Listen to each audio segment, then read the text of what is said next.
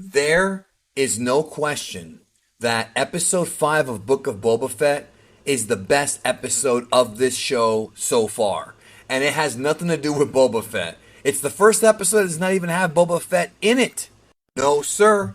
Our old friend and hero, the Mandalorian, Din Djarin, is back for really an episode that is not only a continuation of the events of The Mandalorian. So now people who have not watched Book of Boba Fett but want to see what happens in The Mandalorian are going to have to watch it now and watch this episode specifically because a lot of stuff happened here. There were so many times watching this episode where I was happy and smiling because it's a continuation. It is a continuation of The Mandalorian, but also ties into the Boba Fett story at the very end. The episode was called The Return of the Mandalorian. Literally just that. The Return of the Mandalorian, directed by Bryce Dallas Howard, Ron Howard's daughter.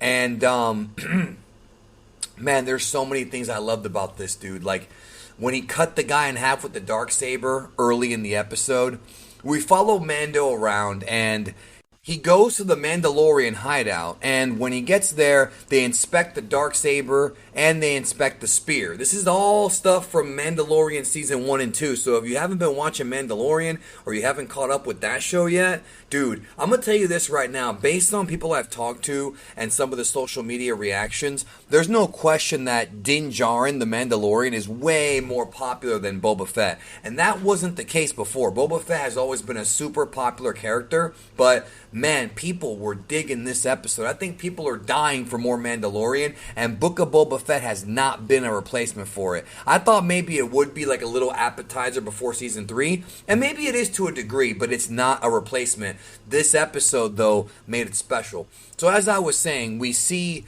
him turn in the spear and the Darksaber. We get a lot of lore about the Darksaber, which I loved. As Star Wars fans, most of us already knew this, but hearing it in the show was awesome. He asks about Bo-Katan, and all this is being done to set up Mandalorian season 3. So you're gonna have to go. Like, if you're watching it for the first time, you're going to have to go Mandalorian 1 and 2, then Book of Boba Fett, then Mandalorian Season 3. You're going to have to do that. And maybe if you want to, I mean, of course, it all depends on time, the Clone Wars and Rebels, because we're about to see more tie-ins to that as well. So anyways, they show a flashback of the Empire sieging Mandalore, and it looks so amazing. Like, give me that movie. Let me have that movie. Come on, where's that at?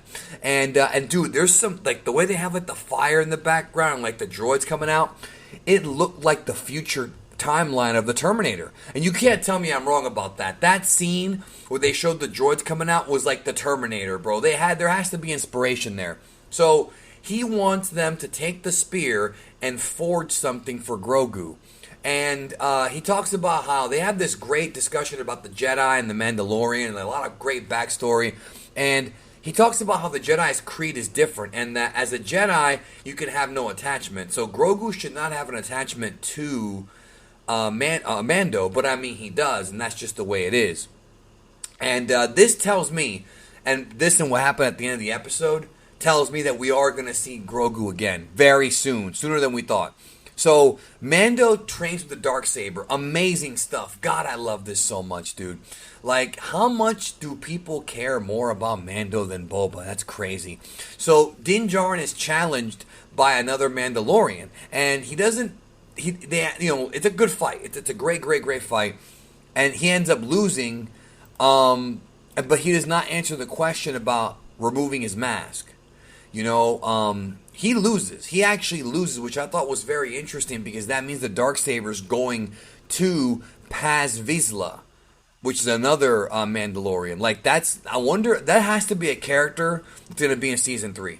I don't think that Armorer and Paz are just for this episode. They have to be new introductions coming into season 3 because I don't think the story of the Darksaber has been resolved yet. I just don't think it's over.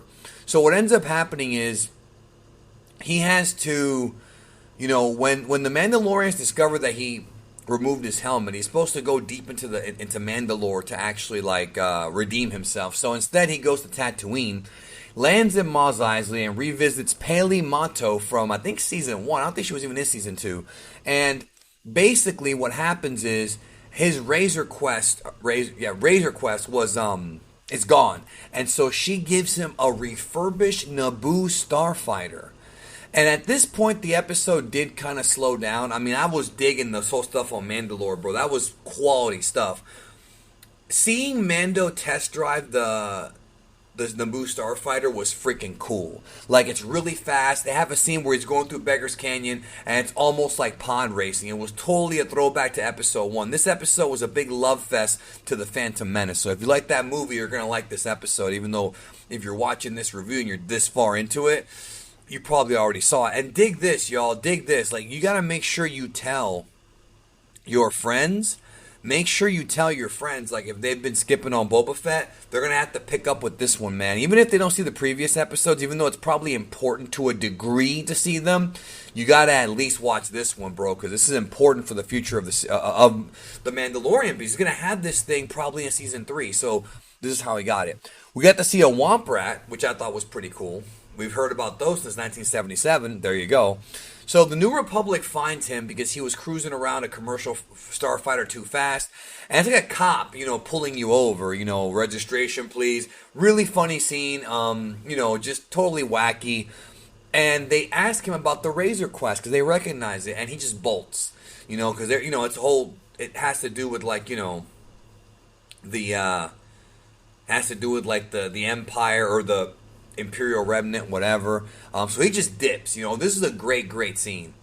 So what ends up happening at the end of the episode is he's going to get recruited to be on Boba's team. So if you remember in the previous episode, in episode 4, they talk about how they're going to need warriors. They're going to need soldiers. And if you have Republic credits, you're going to need soldiers. Now I'm thinking they're going to, recruit some people from the Tatooine, maybe bring back the Black Wookiee, stuff like that.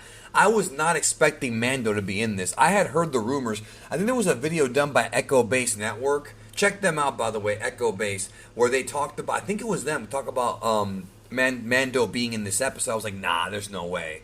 They're holding him back for Season 3. No, he is here. This is without question a continuation of The Mandalorian, or you could call it a spinoff, but when it's a spinoff, that implies it's not really important to the story. But there's interesting developments here when it comes to Mando, and then he says first he has to visit Grogu, a little friend. So here's the question: is Luke on Tatooine with Grogu, or is he somewhere else? This is before Luke had gone, to Ahch-To. So, where is what's going on? Is he on Tatooine? Is he on, I don't know, Coruscant? What are we going to see? I'm really curious to see where this goes. Best episode without question. Goes to show how popular The Mandalorian is. And, I look forward to seeing him fight in the war alongside Boba Fett against the Pikes. Should be a good one. In the finale, probably, of this show. Anyways, that's it. Those are my thoughts. Thumbs up. Best episode so far. And this is The Way. I'll talk to you next time.